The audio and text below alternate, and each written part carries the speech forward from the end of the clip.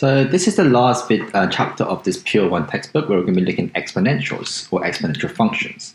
And an exponential function is in the form of y is equal to a to the power of x. Okay, so where a is just any constant. It could be 2, 3, 4, 5. And so the reason why it's called an exponential is because of the shape. So all exponential shapes or graphs or functions will look something similar to this. Okay, so it's going to increase as x gets bigger. And every single one will pass through the point 0, 1. So this is going to be the coordinate, or the y coordinate is going to be 1. Okay, right. So for example, this could be the equation, the function y is 2 to the x. If I was to ask to draw y is 3 to the x, well, this just increases the steepness of this function, but it still crosses the point 1. So a 3 to the x1 might look something like this. And as you imagine, the higher the number gets, the more steep the function or the graph gets. Additional ones would be, for example, y is equal to, let's say y is equal to a half to the x. This is actually going to be a reflection in the y-axis with the same gradient as 2 to the x. Okay, the reason for this is, if I say half to the x and I change this to half, I can rewrite as 2 to the power of minus 1, right?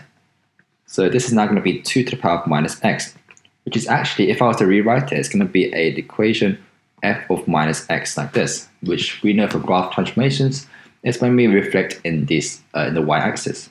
So any value which is less than a half is just going to be a reflection in that y-axis. Okay, so this is just the general shape that you should be aware of. You should be aware of where it crosses the y-axis. You should be aware of how steep it is depending upon the value.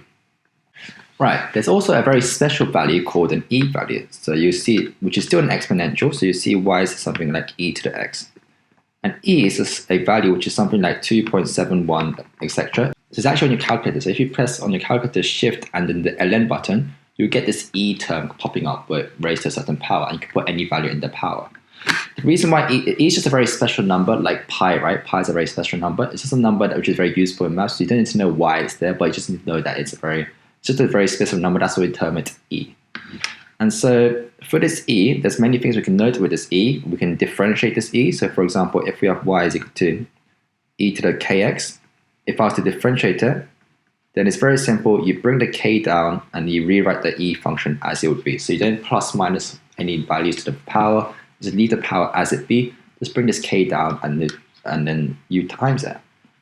So for example, if you have y is equal to e to the 2x, if I was asked to differentiate it, then it's just be bring the 2 down, multiply in front, and leave the power as b. So 2e to the 2x. If I have, for example, y is 4e to the 4x, if I was asked to differentiate that, there's a 4 in front, but leave that 4. You bring the power down, or it'll be k is 4 in this case, e and leave the power up, 4e to the 4x. So this is 16e to the 4x like this. This will be useful later on to find the rate in further modeling questions regarding e. Okay. From this, we also need to know how to do graph transformations. So we need to know how to sketch graphs. So as I said, starting off with the exponent, let's say starting off with y is e to the x, it's still an exponential. It's going to look something like this. It's going to cross at 1. If I was asked to draw now y is equal to 2e to the x, it's all about graph transformations.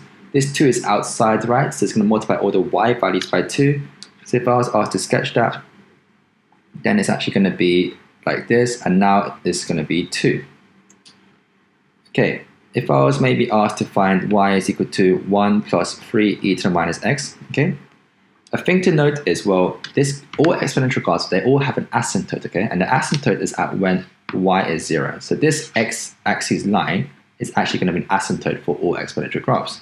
This is important for when we have to change the asymptote up.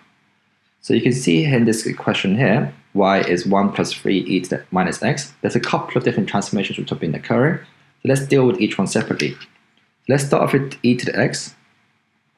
The first one will be e to the minus x, right? So if it's a minus, it just flips it in the y-axis. So this would be the line y is e to the minus x. This 3 now, what would happen to 3? Well, it multiplies the y values by 3, so this will get steeper, crossing now at 0, 3. And then adding 1 will move the whole graph up by 1. So if I was to sketch that again, so in the whole graph, including the asymptote, so the asymptote was originally at 0, so now it's going to be at y is 1, and the whole graph will move up by 1, so it was originally 3, but now this would be 4. So this would be the graph for this certain transformation. Let's just do one more. So let's just show y is 4 minus e to the x. First thing, we have a negative, right? So this is in front of us, so it's going to affect the y values. We do that by flipping in the x-axis. It's now going to look something like this. And then adding 4, because technically is plus 4, right? Meaning the whole graph is going to move up by 4, including the asymptote, right? So the asymptote was originally at y is 0, so now it's going to be at y is equal to 4. And the whole graph will move up by 4. So this point here was originally minus 1. So if it moves up by 4, it will now turn into 3. So this is the graph for this certain question here. So graph transformations work the same for exponentials. You just have to be aware of them. Maybe if you're still unsure of them, go back to the graph transformation video series and you can look at each individual one. But as long as you apply the correct transformation, then we can draw the same, or you can transform all exponential graphs.